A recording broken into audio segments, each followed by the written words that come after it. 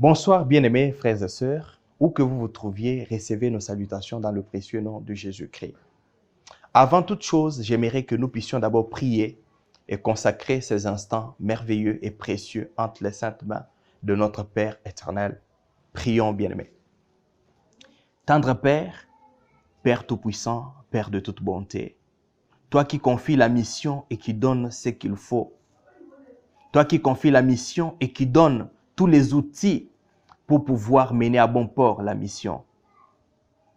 Laisse que ce moment précieux que tu nous accordes soit un moment où nous n'allons pas parler de nous, où nous n'allons pas parler d'un homme, mais parler de toi, son Créateur. Père, tu as voulu qu'en ce moment précieux, que ton fils, ta fille, cette créature que tu as créée, que tu appelles merveilleuse à tes yeux, puisse nous suivre. Ce n'est pas parce que nous sommes je ne sais comment, mais c'est parce que toi tu l'as voulu ainsi. Pour que nous puissions être un canal de connaissance, un canal de transmission des connaissances, allais-je dire. Père, laisse que ce moment soit un moment d'édification, un moment de formation, oui, purement de formation de tes disciples. Parce que la mission que tu nous confies n'est pas d'aller former des disciples à nous, mais tes disciples à toi. Ce n'est pas d'aller former des fidèles tout simplement à des églises locales, mais des fidèles à toi et toi seul. Donc des disciples et des vrais disciples. Père, pour cela nous te prions, que le Saint-Esprit, qui est notre coach par excellence, qui est l'enseignant par excellence, le meilleur ami ici sur terre, celui qui sait guider et guider sur le chemin que tu es toi-même, Jésus. Que le Saint-Esprit seul conduise toute cette période de ses enseignements, toute cette série d'enseignements, qu'il le mène à bon port, seul, qu'il prépare nos cœurs à recevoir ces enseignements avec un cœur joyeux et qu'il nous transforme tous afin de produire réellement et effectivement des disciples dont tu as besoin. Jésus, laisse que nous puissions nous effacer et que toi seul tu apparaisses. Laisse que notre bouche se taise et que seule ta bouche à toi parle. Laisse que ce peuple qui a tant besoin de toi, ce peuple qui a besoin des réponses à des questions spécifiques et précises que toi seul tu connais, parce que tu connais même des choses que nous ne t'avons pas encore dites. Tu connais même, oui, tout ce que nous soupirons, tu le connais. Alors, laisse que ce moment soit un canal par lequel tu vas apporter la réponse, la parole, la connaissance à chacun et à chacune de nous qui est dans le besoin, dans le nom puissant de Jésus. Amen. Laissez bien aimer que le Saint-Esprit commence à prendre possession de tous les lieux où vous vous trouvez. Si vous êtes à bord de votre véhicule, que le Saint-Esprit commence à changer l'atmosphère.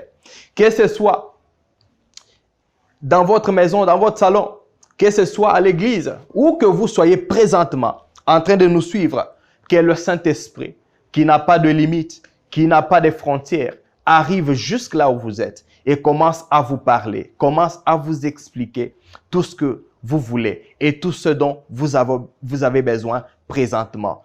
Je viens te prier et à toi de le recevoir à cœur ouvert. Amen. Amen, bien-aimé. Oui, bien-aimé. En ce jour, nous voulons commencer un enseignement, une série d'enseignements sur les conditions pour être disciple de Jésus-Christ. Nous allons y aller lentement, pourvu que nous comprenions exactement ce que Christ attend de nous. Christ ne veut pas de nous dans son champ en train de former des adeptes à nos courants philosophiques, des adeptes à nos doctrines, à nous. Non, il veut que nous puissions former des disciples, oui, des disciples qui sont ses disciples à lui et à lui seul, pas dépendants de nous, mais dépendants de lui et de lui seul. Et ces disciples-là ne peuvent être formés exactement que suivant ses conditions à lui et selon ses conditions à lui. Parce que souvenez-vous, les disciples que nous sommes en train de former ne sont pas nos disciples, ne sont pas des disciples des églises locales, mais ce sont des disciples de Christ. Et c'est Christ qui doit les approuver et non les hommes que nous sommes, vous et moi. Amen. Amen. Je sens déjà que là où tu es en train de recevoir des lumières. Tu es en train de recevoir la lumière. Laisse que cela commence à devenir, oui, ton partage, dès à présent et jusqu'à la fin de ces enseignements dans le précieux nom de Jésus-Christ. Oui, avant de commencer, j'aimerais que nous puissions d'abord, d'entrée de jeu d'ailleurs, définir qui est un disciple. Un disciple, c'est qui? Un disciple est une personne qui reçoit l'enseignement d'un maître. Un disciple, c'est toute personne qui reçoit l'enseignement d'un maître. Pour ceux qui ont étudié la philosophie, les courants philosophiques, ils savent que les philosophes comme les Aristote, ils avaient des disciples. Les Platon, ils avaient des disciples. Ainsi de suite. Et cela, c'est dans tous les domaines possibles. Même dans le domaine des arts martiaux. Là aussi, il y a des maîtres et des disciples. À un certain moment, les disciples sont appelés à évoluer jusqu'à devenir comme des maîtres, à devenir des maîtres. Amen. Mais concernant les affaires de Dieu, concernant Christ, il est le seul maître que nous avons. Oui, il est le seul maître que nous avons. Il nous a donné des enseignements. Il a fait de nous des disciples et il nous a légué une partie de sa maîtrise pour que nous puissions aussi former des disciples. Amen. Amen. Oui, voilà pourquoi il est écrit dans Ephésiens chapitre 4, verset 11, il a fait des uns comme apôtres, des autres comme prophètes, des autres comme, ainsi de suite. Ils ne sont pas exactement lui, mais ils sont comme. Amen. Donc, je disais qu'un disciple, c'est une personne qui adhère aux doctrines d'un maître. Un disciple, c'est toute personne qui adhère aux doctrines d'un maître. Or, les doctrines, ou la doctrine, c'est quoi? La doctrine, c'est l'ensemble des enseignements d'un maître. C'est l'ensemble des enseignements d'un supérieur. C'est ce qu'on appelle doctrine. Quand ces enseignements-là sont érigés, sont gardés comme principes de base, comme fondamentaux, comme devant être transmis tels qu'ils sont, ce sont des doctrines. Amen. Et concernant ici, Christ, il nous a laissé ses enseignements au travers des apôtres. Et ces enseignements-là constituent ce que nous appelons dans le langage biblique ou théologique, ce que nous appelons la doctrine ou la saine doctrine. Amen.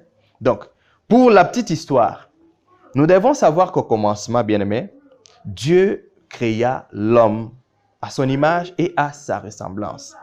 Pour qu'il ait quoi? Pour qu'il ait la domination sur tout. Il les créa hommes et femmes. Nous pouvons lire dans Genèse chapitre 1er du 26e au 27e verset.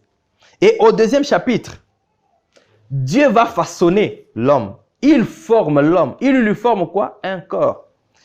À ce niveau, j'ai toujours reçu des questions du genre, mais papa, comment on ne comprend pas? Dieu crée l'homme dans Genèse chapitre 1er du 26e au 27e verset. La Bible déclare qu'il le créa homme et femme.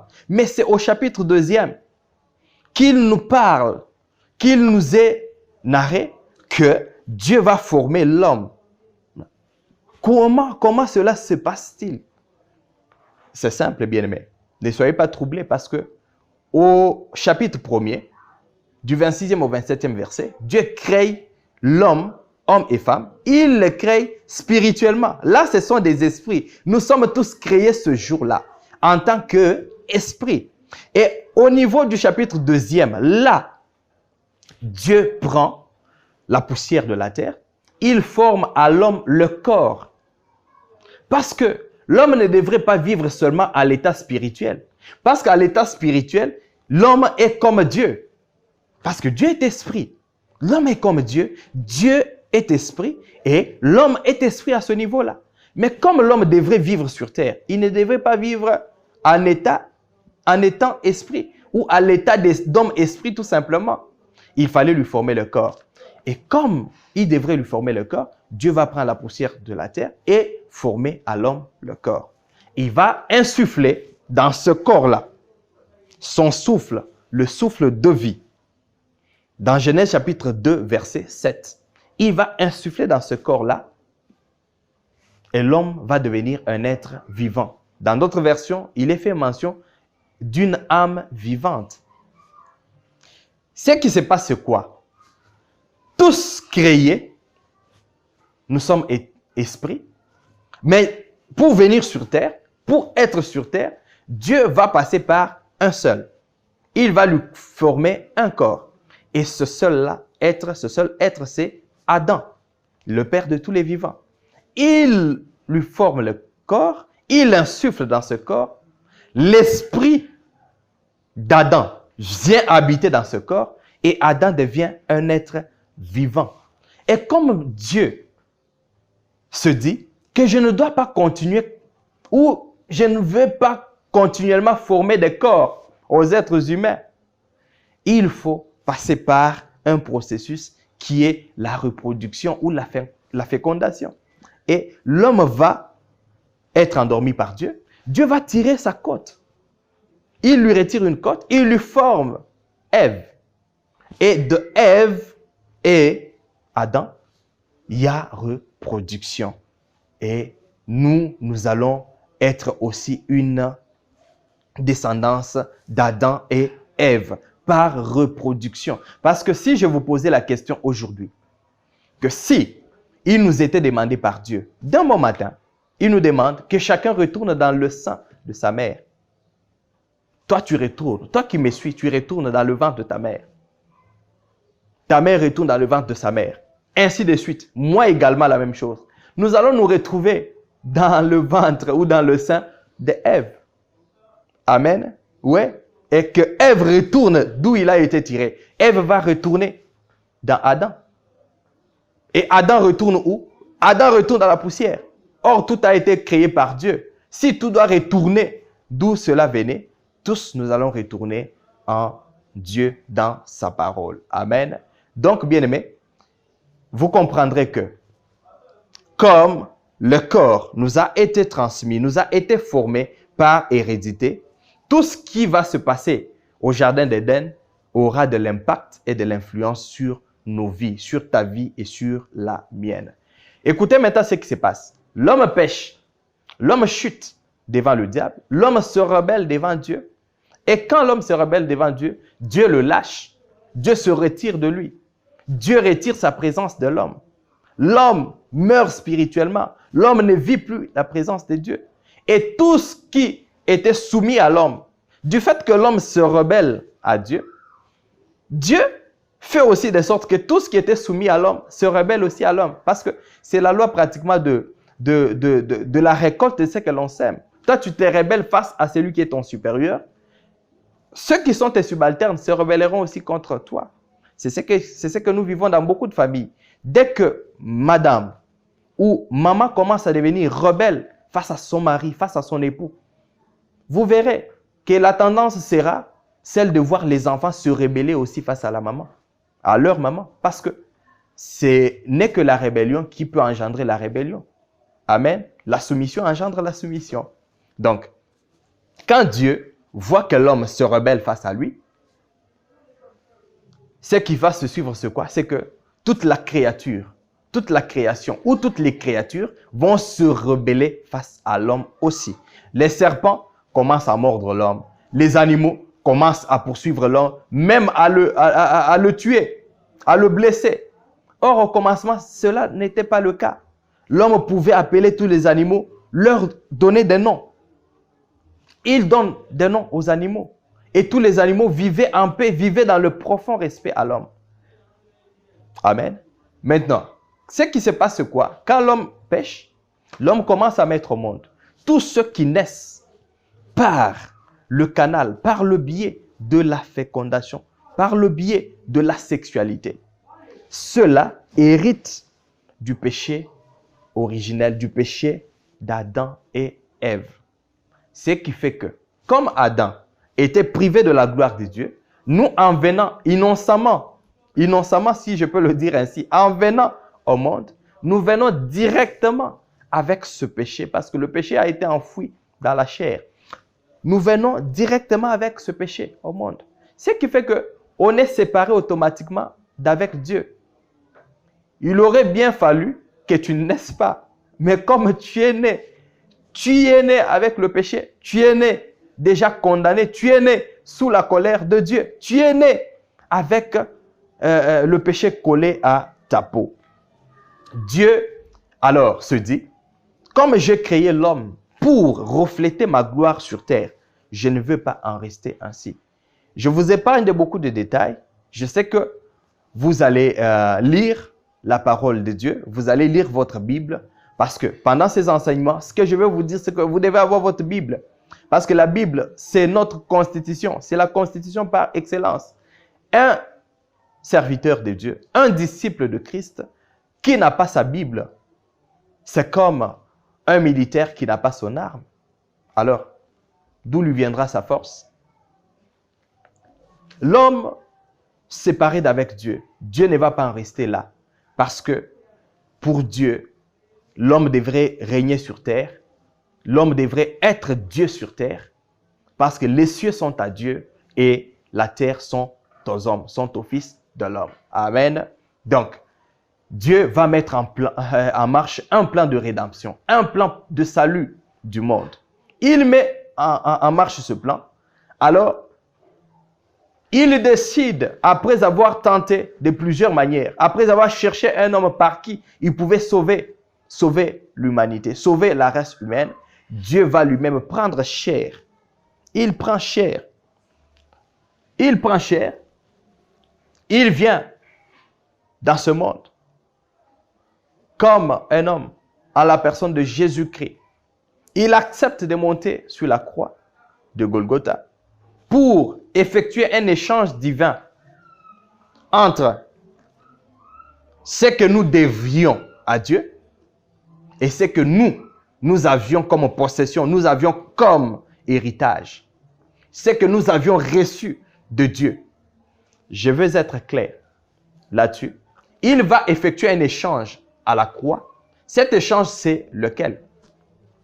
Il donne à Dieu ce qu'il fallait que nous payions comme prix de notre désobéissance. C'est qu'il fallait que nous payions comme lourd tribut, comme prix à la croix. Ce que nous devrions payer à Dieu comme prix pour apaiser sa colère, pour satisfaire sa colère. Jésus-Christ va décider de payer. Quand il paye cela, nous récupérons tout ce que nous avions perdu au jardin d'Éden.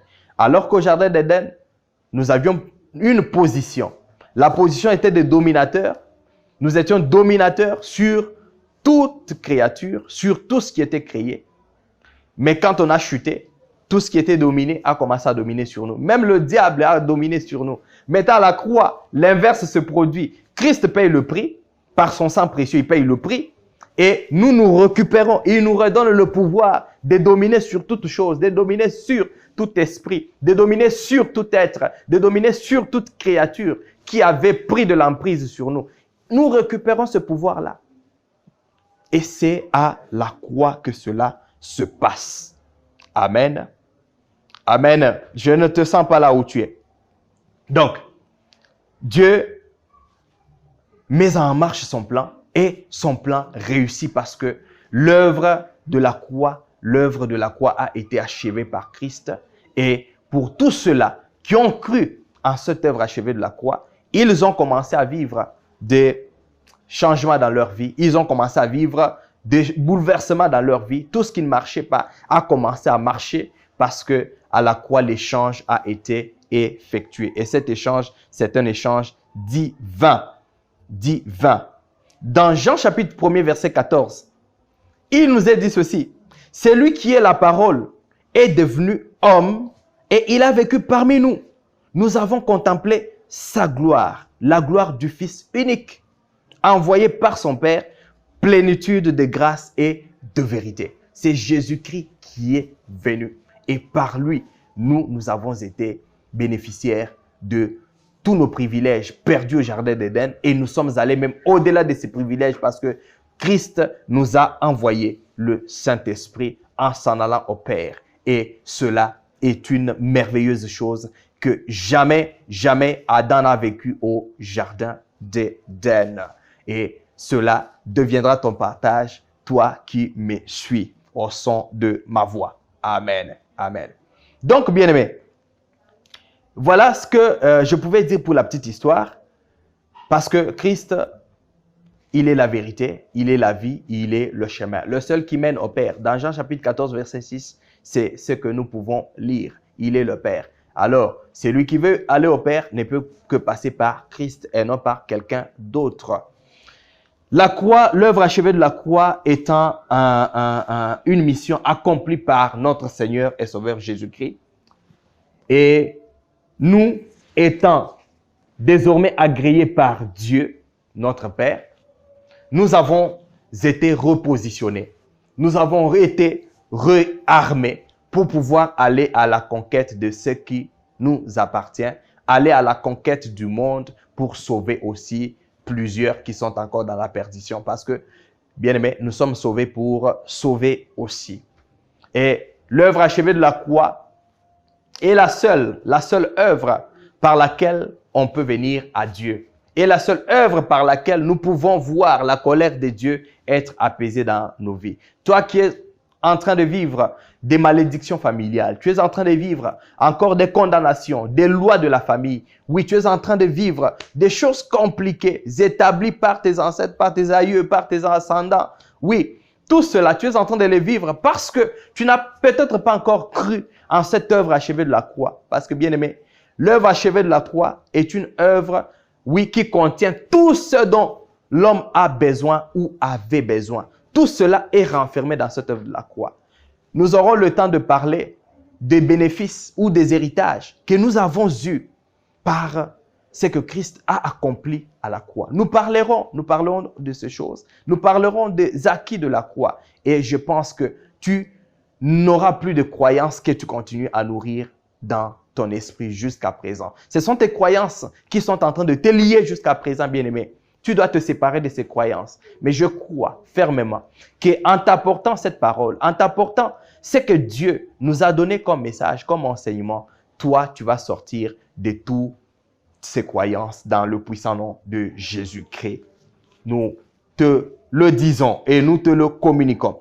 Bien-aimé, la première condition pour être disciple de Christ, après avoir vu comment est-ce que nous avions perdu notre position au jardin d'Éden par le péché. Parce que, bien aimé, il faut que nous soyons convaincus d'une vérité. La vérité, c'est celle-ci.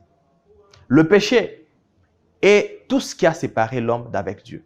Le péché, c'est tout ce que Dieu est dans la vie de l'homme. Dieu aime l'homme. C'est son œuvre.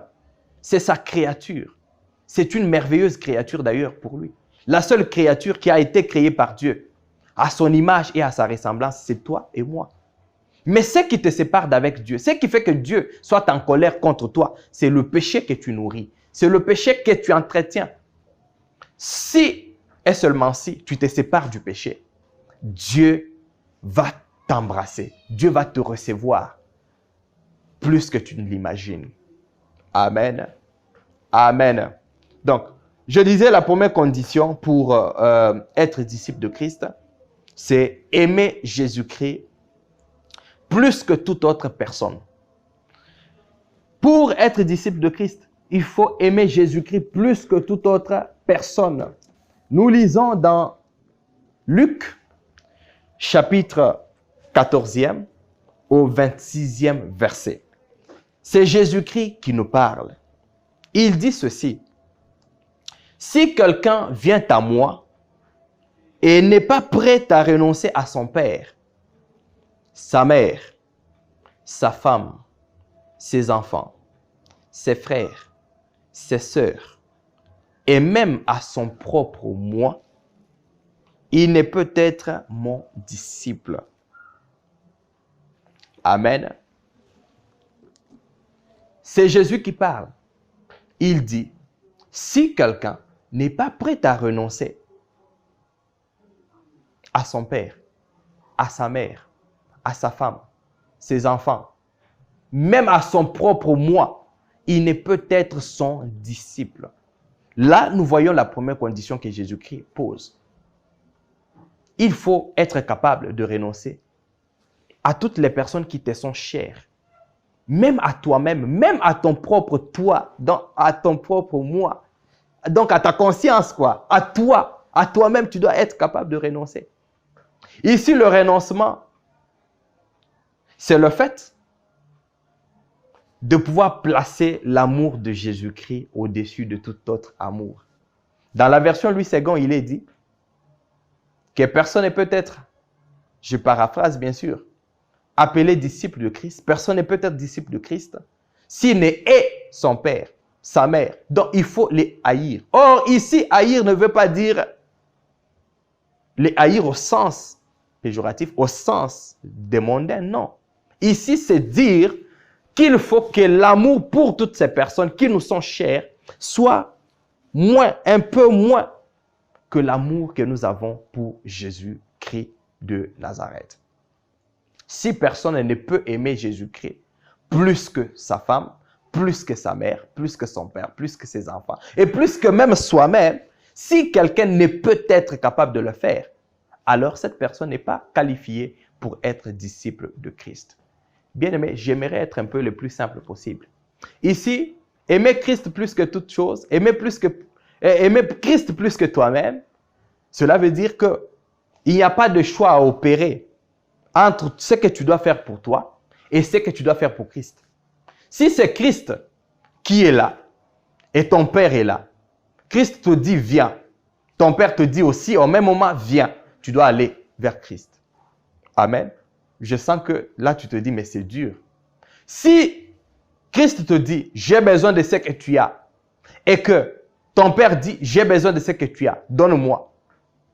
Tu ne dois pas réfléchir. Tu dois être à même de ne pas réfléchir et d'agir machinalement. D'agir comme une machine, de donner directement à Christ.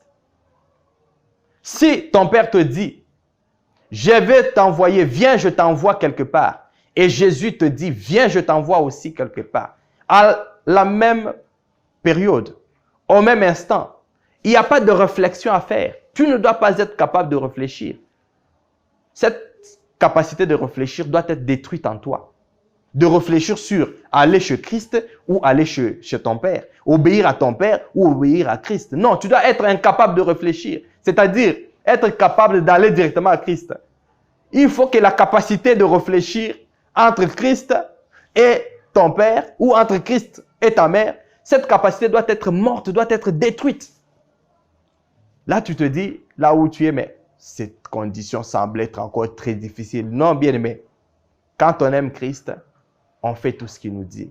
Un disciple est celui qui obéit à la lettre, mot à mot à ce que son maître lui dit. Parce que son maître est censé maîtriser la matière qu'il lui transmet. Est censé maîtriser l'art qu'il lui transmet. Est censé maîtriser les leçons qu'il transmet à ses disciples. Amen. Donc, il faut être à même d'obéir sans réflexion aucune à ce que Christ dit. Être disciple de Christ, c'est d'abord aimer Christ par-dessus toute chose. Amen. Donc, quand Christ te veut, tu dois accepter, tu dois y aller sans hésitation aucune. Quand Christ te veut pour une mission, même pendant une semaine, tu dois être à même de quitter ton père, de quitter ta mère, de quitter tes frères et sœurs, de quitter ta femme, de quitter tes enfants pour aller là où Christ t'envoie. Parce que l'amour de Christ, l'amour pour Christ doit dominer, doit prédominer. Et cette disposition de cœur, un cœur qui est capable de placer Christ au-dessus de toute chose, au-dessus de tout amour, c'est ce cœur-là dont Dieu a besoin. En premier lieu, pour les qualifier aux disciples-là, pour ceux qui doivent ou qui peuvent être ses disciples. Amen. Donc, bien-aimés, aujourd'hui, j'ai donné, ou je suis en train de parler de la première condition, et cette condition, nous venons de la voir. Donc, ici, renoncer au propre moi, je devrais dire quelque chose là-dessus. Toi qui aimes toujours dire, face à un problème, face à une situation, tu dis, non, non, non, moi, je ne veux pas ceci. Moi, je n'aime pas ça. Moi, quand j'ai décidé. Moi, quand ceci. Moi, quand cela. Ici, nous venons de lire dans la version du Semeur que tu dois être capable de renoncer à ton propre moi, au moi. Tu dois être capable de renoncer au moi. Si tu veux être disciple de Christ, tu dois être capable de renoncer au moi. Le moi, moi, moi. On te demande pardon, tu dis, moi je ne pardonne pas. Moi je ne fais pas ceci. Bien, mais laisse-moi te dire une chose. Quand ton moi parle trop, c'est que toi, tu n'es pas converti. Ouais. Parce que tous ceux qui appartiennent à Christ, tous ceux qui sont disciples de Christ, n'ont plus de moi. Les moi sont morts. Ouais, les moi sont morts. Ceux qui vivent maintenant en eux, ce sont les Christ. Amen. Ouais, c'est Christ qui vit en toi si tu es disciple de Christ. Ce n'est plus ton moi qui vit. Ce n'est pas moi, moi, moi. D'ailleurs, quand tu dis trop moi, c'est la chair qui parle. Ouais, c'est la chair qui parle. Quand la chair parle, tu entendras toujours moi je ne peux pas. Moi je ne peux pas cela. Moi je ne veux pas. Oui, c'est la chair qui te parle. C'est la chair qui parle. Or, la chair n'héritera pas du royaume des cieux. Non, ce sont les hommes spirituels et non les hommes charnels. C'est vrai que cet homme-là t'a blessé. C'est vrai que cet ami-là t'a trahi. Mais cet ami est venu et t'a demandé pardon. Mais écoute ce que tu te dis. Écoute ce qui se passe dans ta vie, dans ton cœur. Non, non, non, non. Moi, pour tout ce qu'il a fait. Moi, pour ce qu'il va en faire. Non, non, non, non. Pour ce qu'il a fait, je ne veux pas le pardonner. Je ne veux pas. Je ne veux pas le voir. Non, je ne veux pas. Moi, non. Moi, comme ça, une fois, deux fois, moi, c'est fini. Or, Paul dit, c'est plus moi qui vis. C'est Christ qui vit en moi. Que ferait Christ à ta place? Être disciple, c'est vivre comme Christ vivrait à notre place. Être disciple, c'est vivre la vie de Christ. Combien de fois tu pêches? Combien de fois tu tombes? Combien de fois tu transgresses la loi, la parole de Dieu? Combien de fois Dieu t'a instruit, t'a donné des instructions, des commandements, mais tu ne les as pas obéis. Mais malgré cela, tu reviens, tu t'agenouilles au devant de lui, tu demandes pardon et il te pardonne. Il te pardonne. Un disciple est celui qui vit comme son maître.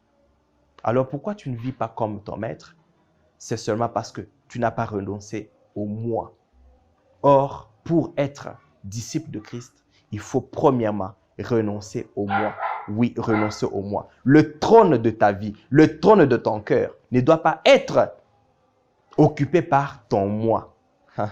Ne doit pas être occupé par toi-même. Le trône de ton cœur doit être occupé par Christ. C'est Jésus-Christ qui doit vivre, occuper ton trône.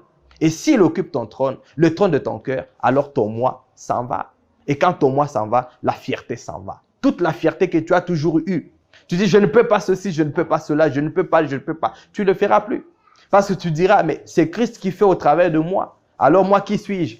Simple créature, simple instrument entre les mains de mon Père. Je me laisse conduire par le Saint-Esprit, je me laisse conduire par Christ. C'est ce type d'homme dont Dieu a besoin.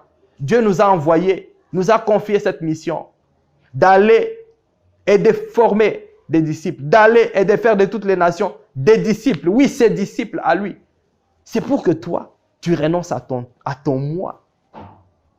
Tout ce que tu as de chair, que tu n'aimes pas laisser, que tu n'aimes pas abandonner. Ces choses-là, ce sont celles qui occupent ton cœur, qui occupent le trône de ton cœur. Christ, ce soir, ce matin, à ce moment précis, a besoin d'occuper ton trône. C'est la première condition que tu dois remplir. La première condition que tu dois remplir pour être prêt à être disciple de Jésus-Christ. Amen. Amen. Je sens que tu es en train de prendre une décision là où tu es. Tu es en train de voir. Tu as eu à mettre en foi certaines relations, certaines amitiés, tu les as froissées. Certaines amitiés, tu les as brisées. Pourquoi? Parce que le moi est tellement agissant en toi que tu as préféré, à cause d'une quelconque blessure, tu as préféré ne pas pardonner et tu as choisi la rupture. Tu as choisi la rupture et tu as même supprimé le contact avec la personne. Le contact que tu avais avec cette personne qui pouvait être un canal de bénédiction pour ta vie. Tu l'as écarté. Pourquoi? Parce que le moi en toi a agi, il a parlé et voilà comment ta vie est. Peut-être ta vie aurait déjà changé. Peut-être ta vie aurait déjà évolué.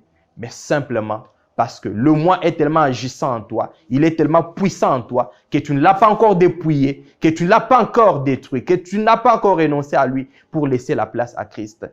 Et voilà qu'aujourd'hui, ta condition n'est pas celle qu'elle devrait être. si et seulement si tu avais accepté de renoncer au moi. Tu avais accepté de laisser le trône de ton cœur, le trône de ta vie, être occupé par Jésus-Christ de Nazareth. Amen. Donc, bien aimé, l'amour propre que nous avons doit être moins que l'amour que nous avons pour Christ. J'aime bien sûr, oui, j'aime parce que je dois aimer les prochains comme j'aime moi-même. Oui, la mesure de l'amour que je donne à mon frère et à ma sœur doit être l'amour que j'ai pour moi-même. Voilà pourquoi quand vous rencontrez certains bandits, certains hommes de mauvaise vie, certaines personnes de mauvaise vie, quand vous les rencontrez, elles commencent d'abord par se faire du mal. Elles se blessent soi-même pour te démontrer que regarde ce que moi-même je me fais, ce que je fais de mon propre corps. À combien pour votre raison, toi qui n'es pas moi. C'est pour dire quoi? Pour dire que quand on ne s'aime pas soi-même, c'est impossible de pouvoir aimer l'autre. Dieu dit dans sa parole, tu aimeras ton prochain comme tu t'aimes toi-même. C'est vrai, je m'aime beaucoup, je m'aime énormément, mais je ne m'aime pas plus que Christ. Amen. Donc, pour l'amour de Christ, je suis prêt à tout, prêt à renoncer même à l'amour que j'ai pour moi-même. Nous devons être à même de pouvoir vivre cela. Et si tu es sur ce point-là, de vivre cela dans ta vie, tu es candidat éligible dans le disciple-là de Christ. Tu es candidat disciple de Christ. Amen.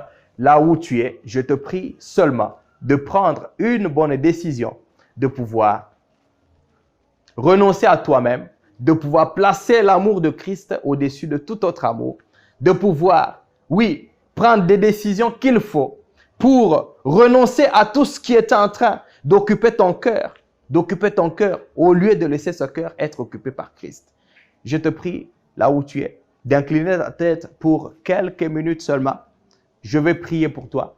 Et si tu veux prier avec moi, demande à Dieu tout simplement de t'éclairer encore, d'éclairer encore ta vie, d'éclairer encore ton être, d'éclairer encore ton cœur, afin que tu voies effectivement, tu voies exactement ce qu'il faut, tu vois exactement ce qu'il faut que tu renonces en toi pour laisser pleinement Christ agir et régner sur ton trône. Nous l'appelons notre Seigneur. Oui, s'il est notre Seigneur, alors il doit régner comme Seigneur.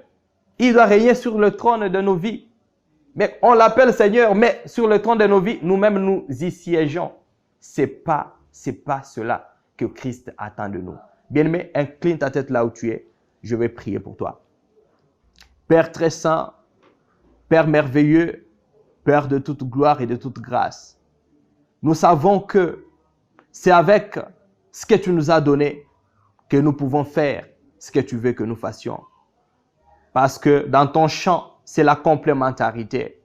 Dans ton champ, oui, dans ton champ, chacun y apporte le bois pour que le feu brûle très haut. Père, me voici en train de prier pour mon frère, pour ma sœur, qui est connecté à présent au son de ma voix. Je prie pour lui, Père, afin que la décision qu'il n'avait toujours pas prise, depuis très longtemps, malgré les enseignements qu'il avait reçus, malgré ce qu'on lui avait enseigné, ce qu'on lui avait prêché, mais il n'avait toujours pas pris la décision de pouvoir renoncer à son moi, renoncer au trône qu'il occupe lui-même, indûment. Père, laisse que ton esprit, oui, l'Esprit Saint, lui donne maintenant la capacité de pouvoir renoncer à ce trône-là et le laisser à toi et à toi seul. Pendant qu'il prend cette décision, pendant qu'elle est en train de prendre cette décision, cher Saint-Esprit, descends avec ton règne, installe ton règne dans sa vie. Occupe le trône de son cœur, parce que sa décision ce soir, c'est que toi, tu puisses régner maintenant dans sa vie. Régner dans sa vie parce que elle a passé beaucoup d'années vivant les mêmes complications que celles qu'il ou qu'elle avait dans le monde.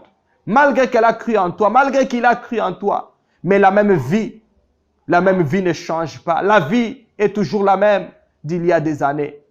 Mais ce soir, il a compris. Oui, mon frère et ma sœur ont compris ce soir que le problème, c'est que ils n'avaient jamais renoncé au trône de leur cœur. Ils étaient tous en train de tenir à leur dignité, de tenir à leur personnalité, de tenir à leur fierté. Et pourtant, nos fiertés, nos dignités. Oui, tout ce que nous avions de plus cher ont été crucifiés à la croix. Et désormais, c'est toi qui vis au travers de nous. C'est toi qui vis au travers de nos vies. Oui, Père, fais-le encore. Remplis ce cœur qui me suit, ce cœur blessé, blessé dans sa dignité, blessé dans sa fierté. Remplis ce cœur-là, Père, de ta présence et de ton règne. Et commence à restaurer la vie de celui qui me suit, la vie de celui qui est blessé, la vie de celui qui a besoin de la restauration. Père, fais-le à cause de Jésus. Je te prie, Père éternel, maintenant d'occuper le trône de la vie de mon frère et de ma sœur, d'occuper son trône, Père. Que ces enseignements qu'il a suivis ce soir, à présent même, oui, cet avant-midi, cet après-midi, ces enseignements qu'il est en train de suivre, puissent produire en lui un homme transformé, un homme nouveau, un homme qui comprend exactement ce que la mission que Christ nous a confiée, d'aller et de faire de toutes les nations des disciples. Oui, Père, nous te rendons grâce parce que tu nous exauces toujours. Nous te disons merci, infiniment merci, parce que ce que tu commences, l'œuvre que tu commences, tu l'achèves. Alors, Père, continue et parfait cette œuvre que tu as commencée dans la vie de mon frère et de ma sœur, dans le nom puissant de Jésus. Nous venons te prier et nous disons tous Amen.